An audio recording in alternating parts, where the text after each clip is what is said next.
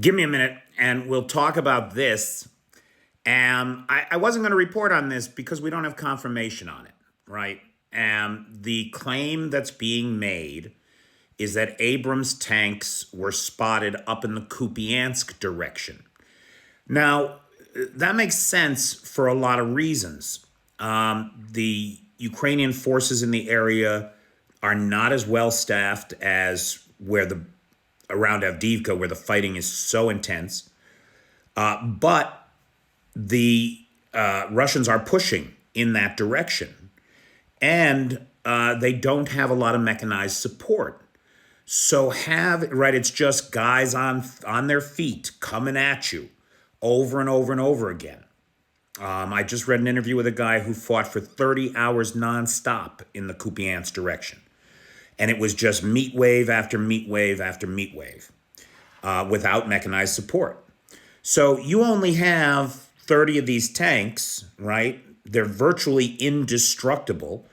I say virtually, right? You hit one with a 155 millimeter shell, it's going to have problems. It's going to be a bad day for everybody. But on the battlefield, against other tanks and certainly against men on their feet, there's very little that you're going to be able to do. This thing can take multiple ATGM hits, and the crew is going to be okay. So they've got very few of them. There's an area of the front that needs support. It makes sense that they would be there. However, again, we have no confirmation from the Ukrainian MOD that that's where they've been deployed, or anything except the claims made by these soldiers, by the tank crew themselves. Why I changed my mind is because the Russian trolls are going crazy about it. They're going absolutely nuts. And they lies. The tanks were filmed at training positions in the rear. They're still hiding, right? Because, of course, the greatest main battle tank on the planet, maybe next to the Challenger or equal to the Challenger, is in hiding.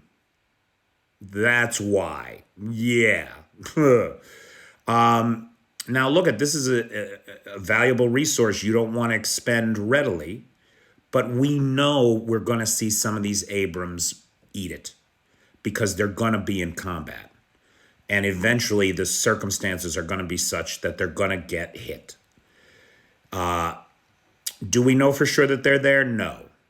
Does the fact that the Russian trolls are out of their minds over it lend credence to the idea? Yeah, it sure fucking does. As far as I'm concerned,